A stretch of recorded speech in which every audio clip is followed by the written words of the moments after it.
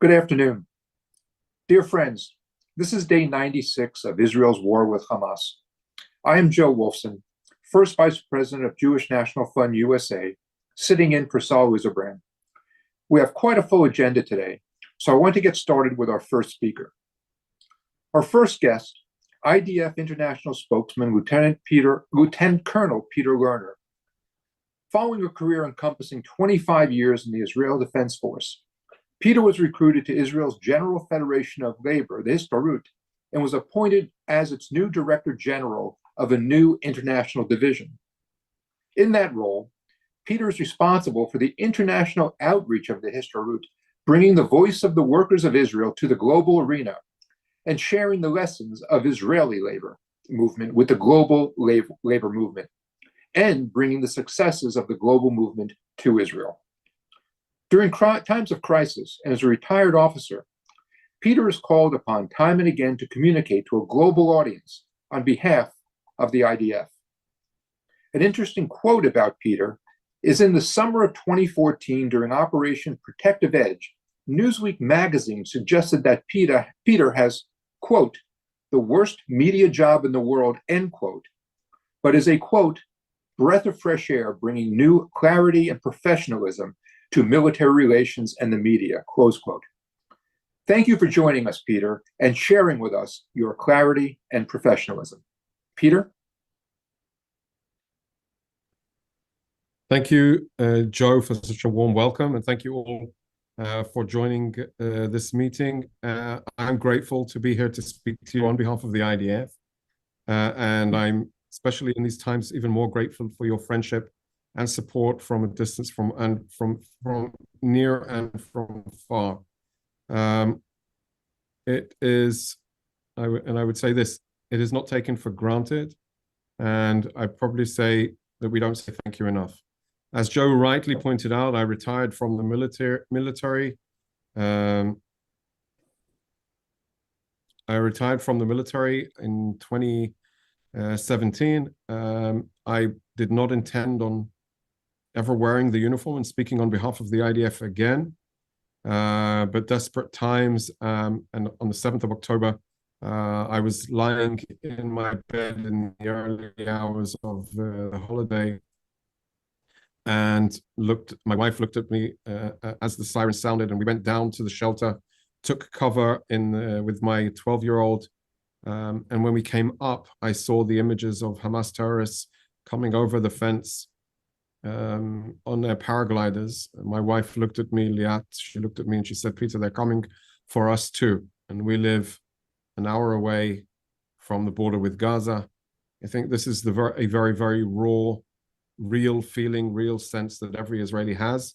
Of course, the next thing I did was send the IDF spokesperson's unit, the international spokesperson who's in charge of the international branch today. I sent him a message and said, I'm here if you need me. He said, we're holding back on you for when it really gets serious. And on the 9th of October, he called me in for service, and I've been in reserve duty ever since.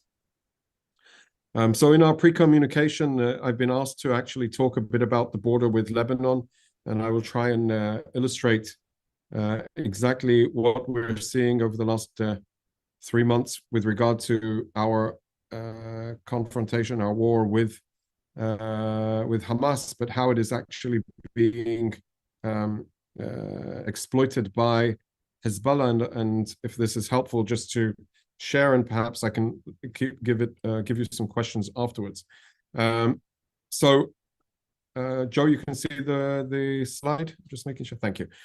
So, what we've seen since the outbreak of the war, and since Israel was forced into war against Hamas in Gaza, we've seen that regional players such as Hezbollah in Lebanon and the Houthis from Yemen and other pro-Iranian militias operating in Syria have been directed to engage Israel.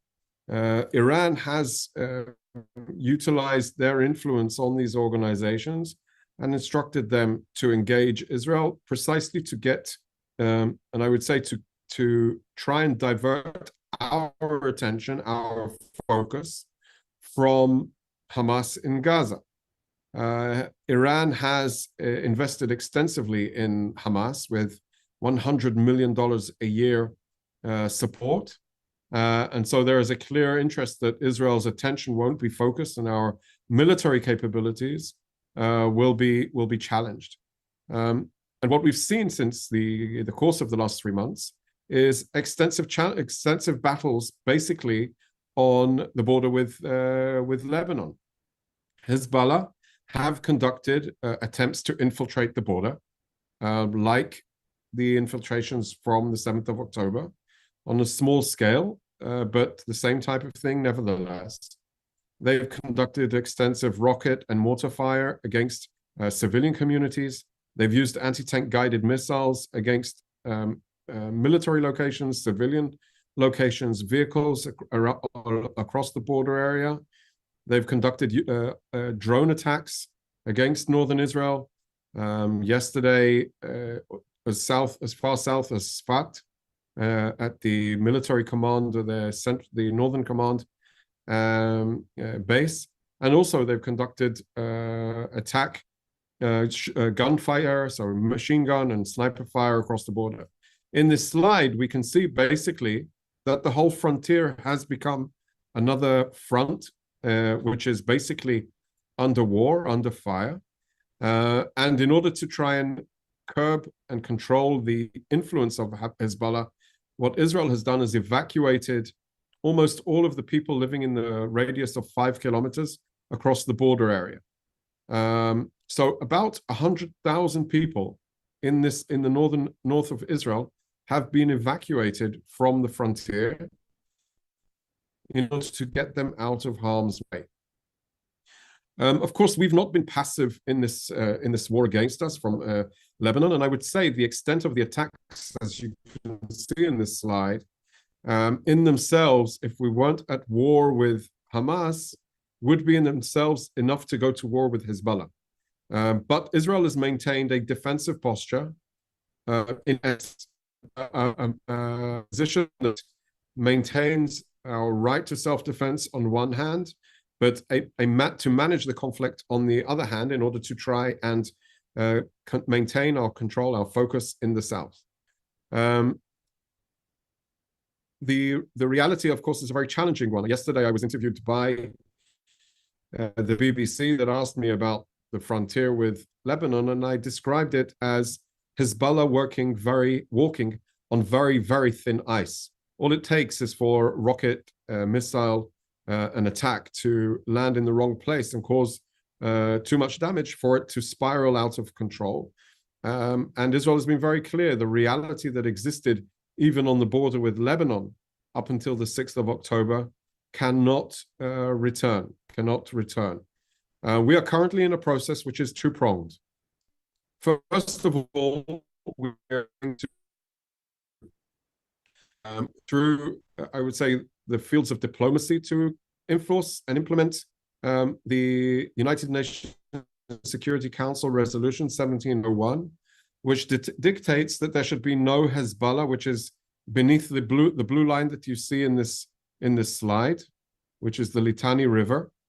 And Hezbollah should not be beneath this, south to this line, and there should not be any weapons to this line.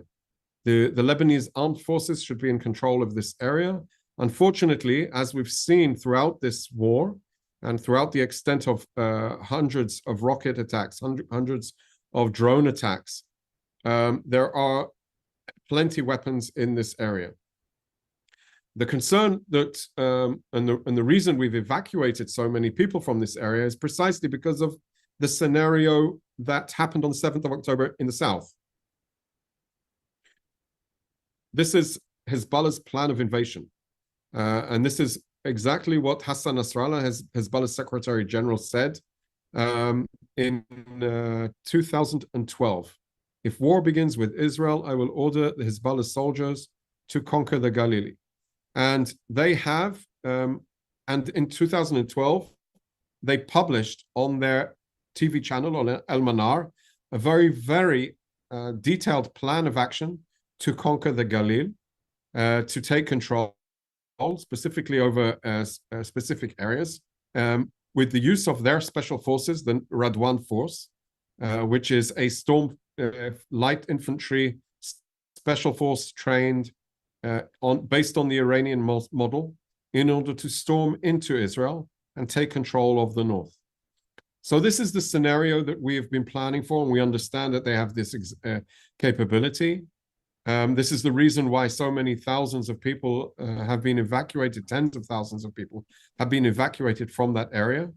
And if you ask me today on the 10th of January, will there be a war with Hezbollah? I would say I don't know. I certainly hope not. I would warn the government of Lebanon to look very closely how we are destroying and dismantling the governing capabilities of Hamas in Gaza. And I would warn Iran, and I would warn Iran also to watch and see what we're doing to Hamas, how we are pursuing them and dismantling and destroying and killing their commanders on the battleground.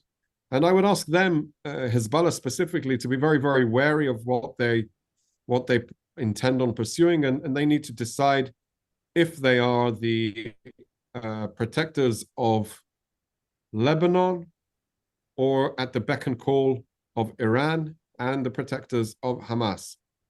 From our perspective, the IDF has recruited in the aftermath of the attack on the 7th of October, a huge reserve forces like myself. Some 300,000 reservists were called up. Indeed, due to the nature of the war in Gaza, we have released some of the reservists from the south, but our border with Lebanon is fortified, extensive forces now on the border there. Any infiltration attempt to be conducted by Hezbollah will be met with thousands of IDF soldiers that are prepared for that scenario. Of course, our role and our obligation is to restore safety and security on all of our borders, whether it's the south of Israel or the north of Israel. The government has instructed the IDF to dismantle and destroy Hamas in the Gaza Strip and be prepared for war in the north with Hezbollah. Indeed, our operational plans, our force preparation are ready for that eventuality, although that's not something we aspire for. We would much more rather Hezbollah retreat beyond the blue line that you see in this slide and take their weapons away from the frontier. In our counterstrikes that we've conducted in the anticipation and understanding, we have been very successful in targeting many of their capabilities in southern Lebanon, taking out many of their infrastructure from command and control capabilities, also to their strike positions that were on the immediate frontier that they utilized over the course of and built over the course of the last years across the frontier. It's not been passive, but we've been very, I would say, calculated at the extent of our strikes, taking out senior commanders when we see fit, and we see their immediate role in the attacks that are illustrated in this image. And from our perspective, the IDF needs to be prepared and ready to confront Hezbollah if that actually transpires. But again, we are currently focused in our war effort against Hamas. It's going to be a long battle down south. The government has instructed us, and we understand that 2024 will be a year of war against Hamas, and it is going to be a challenging year. So with that, I think that is my short presentation. Indeed, within the scope of my 15 minutes I was allotted. I hope that was helpful to you. Thank you again, JNF, for all that you're doing. Your friendship, your support to Israel does not go missed. From here, shalom from Tel Aviv. If there are any questions, I'm happy to answer. Peter, thank you very much for joining us today. And more importantly, thank you for all you do on behalf of Israel and really on behalf of all of us around the world who love and care for Israel. Stay safe, stay strong, and we look forward to speaking with you again. Thank you. Next, please join me in welcoming Ifat Haimovitz Twilly today. Prior to October 7th, Ifat lived on Kibbutz, just 3 miles from the Gaza border. On that horrific day, Ifat and her daughter hid in their safe room for 30 hours, and we'll hear more about that shortly. Along with other surviving residents of Kibbutz Re'im, they were evacuated to a hotel in Eilat. And through a mutual friend, Ifat heard about JNF-USA Red Mountain Therapeutic Riding Center, and she decided to go for a visit. Thanks to the support of Jewish National Fund USA, Ifat was able to participate in weekly therapeutic riding sessions from one of the amazing equine therapists. Ifat, please share with us your story, and also let us know how we can continue to help.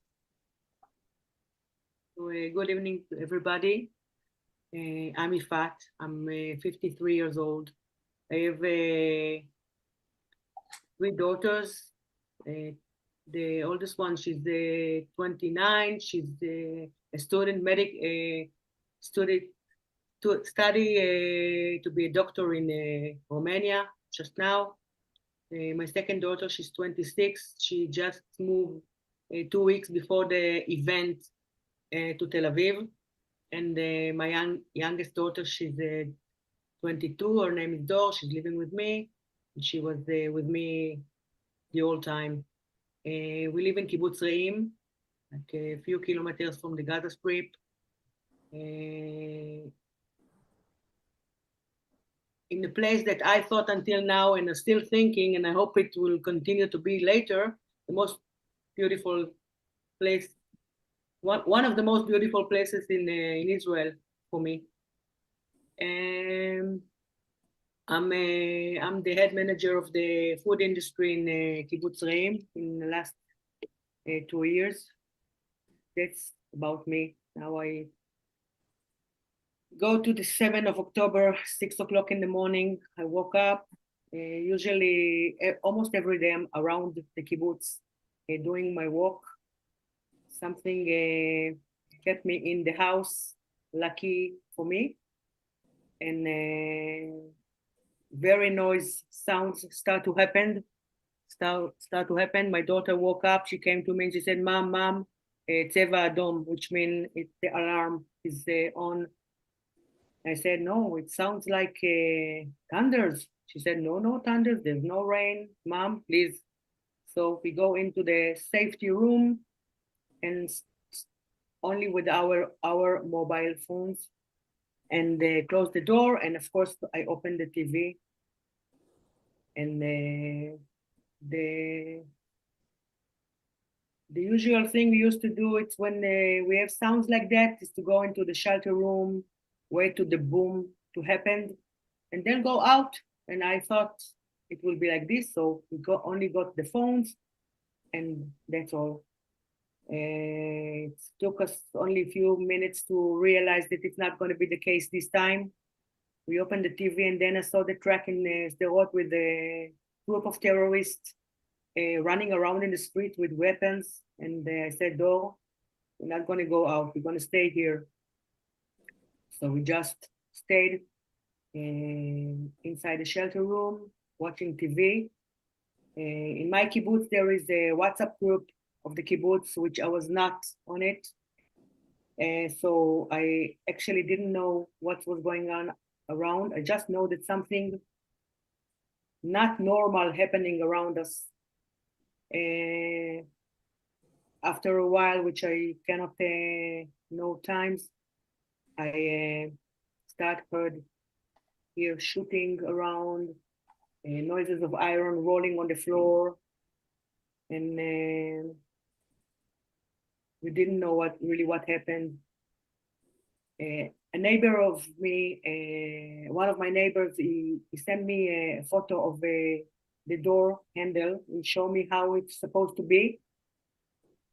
And I just realized that it was not like this, and I couldn't close the door. So I just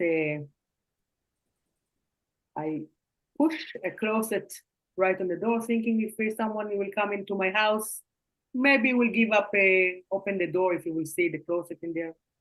I felt a little bit safe. And slowly but surely, the battery in my phone and in my daughter's phone start to end.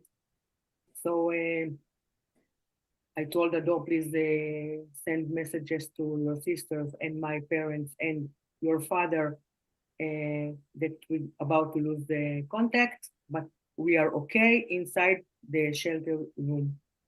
And that's what happened. And then the phones went down, and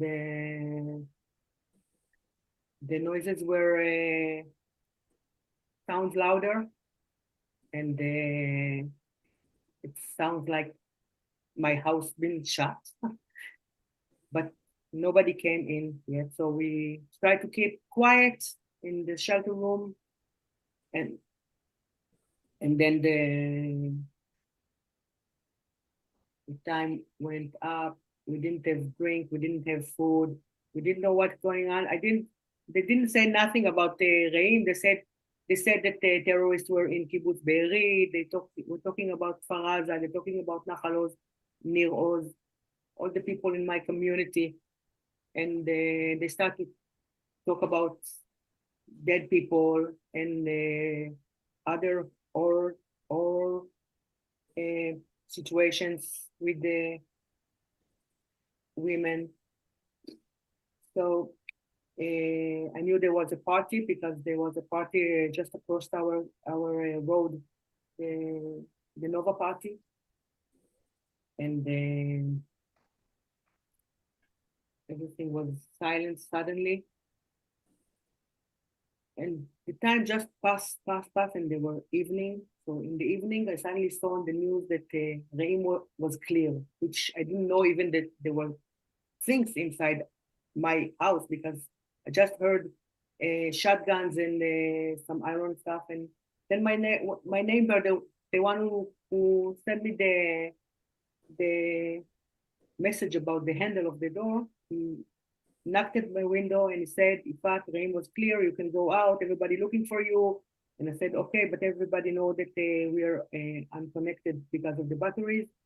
And he said, okay, go and get the battery.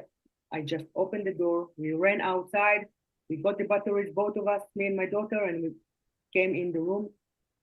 And then I realized that I'm stepping in water because probably one of the shots, the gun was hitting my boiler on the roof. So all the water went inside my house.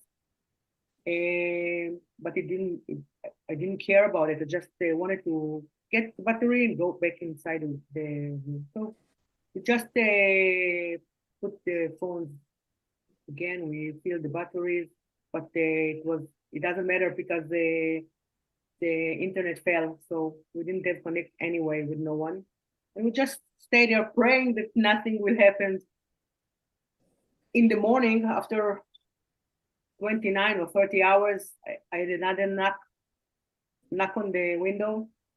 There was another neighbor. I was scared to open because I thought maybe they can be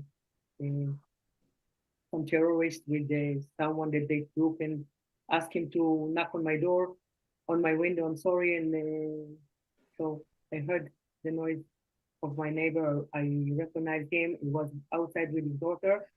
He said, Ifat, you can go out. I was shaking. I couldn't move. But I told him, please wait. I went out. I opened the door. I asked them to come in. He said, put something in a bag. They're going to take us to another place.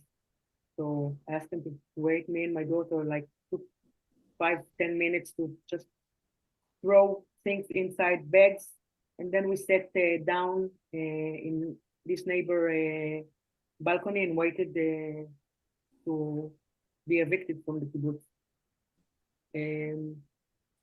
And then I got all the stories about the things that I didn't know because I was not connected to a WhatsApp group, about all the things that happened around us came all together, like the son of one of my best friends were murdered. I'm sorry. 2 other kids, like 18 and 24, were murdered in the room. My own nephew was captured in the shelter room when they couldn't get him, so they threw hand grenades. They tried to bomb the shelter room, but luckily for him, they didn't succeed 20, and a woman from my kibbutz, and there's another guy that was murdered in front of these kids. So lucky me, I didn't hear it during the night, so maybe I was a little bit quieter than I should have been. But then I got all the stories together. Also, a guy from my class, my age group from my kibbutz that we grew together. It was in another kibbutz, was still there. So I got all the bad stories together, and we waited till I think 1 o'clock, and then we went out. We were evicted to Eilat, and just my neighbor told me, "Ifat, put your hand down in the car until we get to Urim Junction. You don't want to see nothing that's going around the car." I did, because I really didn't want to see nothing. So we arrived to Eilat, and all the community were living in the same hotel in Eilat, and sadness was all over in the air. It was really, really rough time for us, and I was looking to do something to breathe, because I couldn't breathe.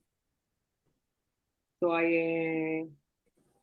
with a mutual friend of me that I met, like a volunteer from Eilat, that come and help us in the hotel to ask us if we need something, to check on us, to help us to do. But most of us went only with bag, with few things.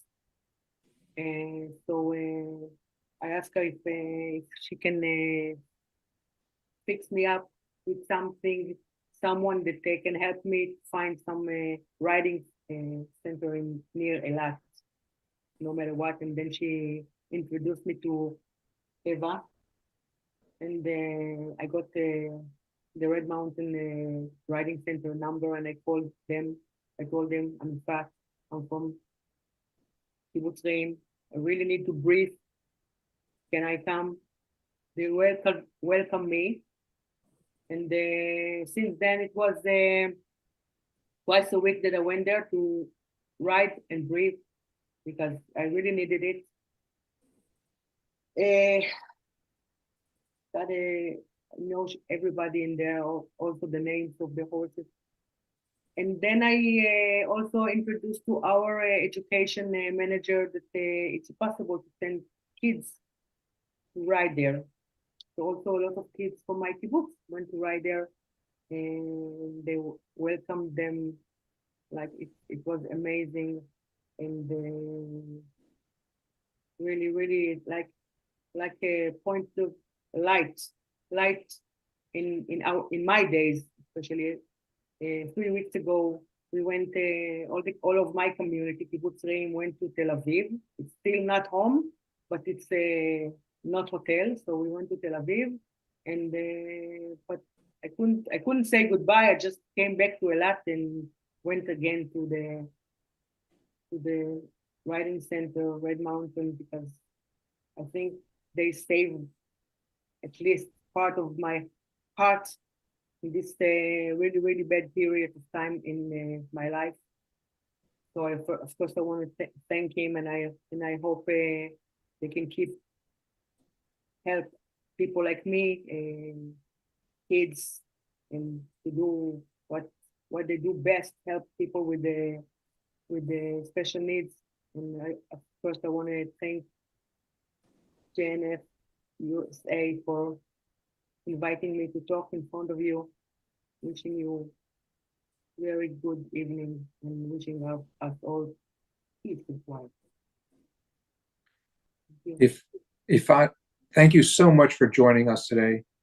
Thank you for sharing your miraculous story with us.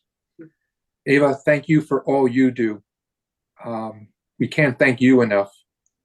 And we want you both. Without you, Joe, and everybody that's in Nicole and is not in Nicole. So thank you as well for all your support throughout the years. And Eva, I wanted to know if you wanted to add anything about what the center is doing and how the support you're providing to Ifat and others.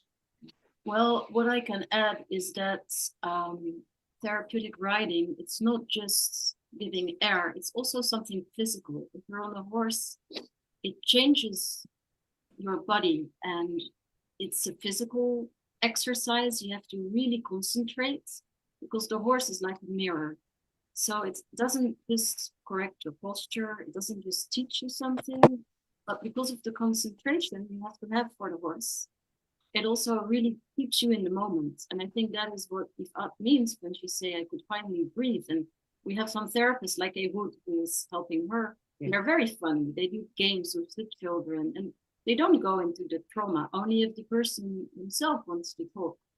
But it's also just learning new things, brushing the horse, maybe helping, maybe being a volunteer. We have different options. And we do this usually for over 200 people a week. And it's all thanks to you and to some other donors that we can continue doing this during Corona, now during the role. You support us 100%, and it means a lot to Ifat and to many others, to me, and of course to Rafi, and all our staff. So I think that's the thing I want to add. And we're coming to the USA half of February, beginning of March. We've got lovely invitations to, I think, like 6 states right now. So we'll be there almost 3 weeks, and we're really looking forward to that. I know Ifat is also very excited. Yeah. And then she'll tell her story, and I'll do the introduction about what we usually do. And it's this that we do, but also for children with autism, with ADHD, with learning disabilities, people that are in a rough stage, have cancer, whatever it is that is the special need, we try to help them. But I think that's, and if you have any questions to Ifat or to me, feel free. Right, sure. Many of us on this call have been to the center, and we know the impact it has on everyone who attends. And Ifat, we are so happy that the center was there for you and everyone who needs it. And we look forward to both of you coming to the USA in February. And for anyone who's on this call who would like to meet or host Eva and Ifat, please contact your local JNF-USA professional to see how you can help. As Eva mentioned, they will be here. And these visits are impactful and are important, not just for Israel, but in particular for Ifat and everyone who we can help. And Ifat, we want you to know we're there for you. We will be there for you. We'll always be there for you. And Eva, again, thank you so much for all you've done. And I look forward to personally seeing you both here in the States in February. Now, I'd like to turn this over to Russell Robinson, who many of you know is the CEO of JNF-USA. Russell has been traveling back and forth from the States to Israel to coordinate our activities on the ground, supporting thousands of evacuated families such as Ifat's. Russell is also guiding our plans for rebuilding of communities. As you may have heard in the past, we are in the midst of the day after, of planning for the day after. Because as Russell will explain, if we don't do it, no one else will step up initially. And that's something that we at JNF-USA are committed to make sure happens. This past Sunday, however, Russell was actually given the honor to speak at the Rally for Hostages and Missing Families Forum in Tel Aviv. I encourage you all to go on YouTube and see the JNF-USA channel on YouTube to view and listen to Russell's passionate and emotional speech. Russell, please update us on your meetings that you've had this past week in Israel. Thank you, Joe, and thank you to everybody who is joining us today and been so active in what we're doing. I want to just talk a little bit about being in Hostage Square, Joe. I've had a lot of emotional events in my life, and I just want to, all of you, if you listen to the stories that we have presented on all of these Zoom calls, the people, I want you just to take the words that first off on the hostages and their families, they depend on us. We are their voice. There is an inhumanity that is going on that we have to talk to everybody. We have to make sure that the world knows and knows their names and that we're telling and we're talking to Congress, we're talking to representatives, that we are across every single day putting up on our social media that the word to bring our families home now. I sat in a room. There was over 20 families sitting around a table. At that very moment, Hamas had sent a video of 3 hostages. Now, I want you just to imagine looking into those eyes of each one of those family members, as every one of them wanted to look on their phones, and every one of them did not want to look on their phones. The anguish, the inhumanity that is being continued by Hamas against our family members. So please, post, talk, write. Do not allow the world to forget anything about these family members that are our family members, and we have to bring them home now. Our team here in Israel has been working tirelessly from day one on October 7th, and you've had that stories and you've seen the work and heard from the people. I will tell you that as I travel and I get to meet with every kibbutz and moshav, as we're working now to bring our people back home as we rebuild together. This is the reality. The reality is that most of the communities want to come back home. They're facing the fears about security. And the IDF will take care of that. There's issues of the mentality of trust about from what happened and what could happen. But there's a feeling, because the IDF is them, they are the Israel Defense Forces, and they're going to take care of that. The issues that we have is that we have to bring them home and not ever forget their circle of pain. That we cannot do. But I know that Betsy Fisher and the Gaza Envelope Task Force and the Israel Envelope Task Force is meeting on Tuesday, and is going to be more active and be out there and talking to everybody, because we are meeting with 7 communities from Sha'ar HaNegev, 7 communities from Eshkol, and by the end of February, and you can hear this and put this down, by the end of February, 20,000 people from the Israel Envelope are going to be back in their homes. We're going to work with them to take care of safe homes and safe houses next to their homes. We're going to work and take care of their communities and bring them that moment of reveal that says we're starting anew. We're going to be with them then, and we're going to be with them as we're working on every aspect of what tomorrow and the issues that tomorrow will be, because we have been there for over 20 years. And we're going to bring back the Israel Envelope to a place which is going to be the envy of Israel. We also had the opportunity to meet with Kumah, the government agency that is working together with the people and together with us as they look to us to be part of their strategic planning arm. Because it wasn't about projects. They know that from us, it's a matter of building back for tomorrow and having a strategy that is going to lead for the communities for tomorrow. And we're going to be presenting them those 12, 15 communities that we're working with in the next months ahead. And our over 1,000 people that have signed up for our volunteer trips, this one starting the next week is going to start working in one of the kibbutzes, helping to rebuild their kibbutz and community. We just had a meeting in the room that I'm here in Israel with groups of people from Balkani Institute, from HaShomer, from the Jewish Agency, from KPMG and others, talking about farmers. Just to give you an example, the farmers are having a situation in which the tanks that are rolling onto their properties are literally destroying their lands that may take a year or 2 to be able to bring up the soil to a point where they're going to be able to grow crops for tomorrow. We have to look at working together with all of the agencies that are working in farms to make sure that the technology that is available is going to be there, that it's going to take them to advance, because I know that all of us go to the grocery store and we don't understand where a tomato comes from or where grapes come from. But Israel, the Zionist dream was to be able to grow on our soil.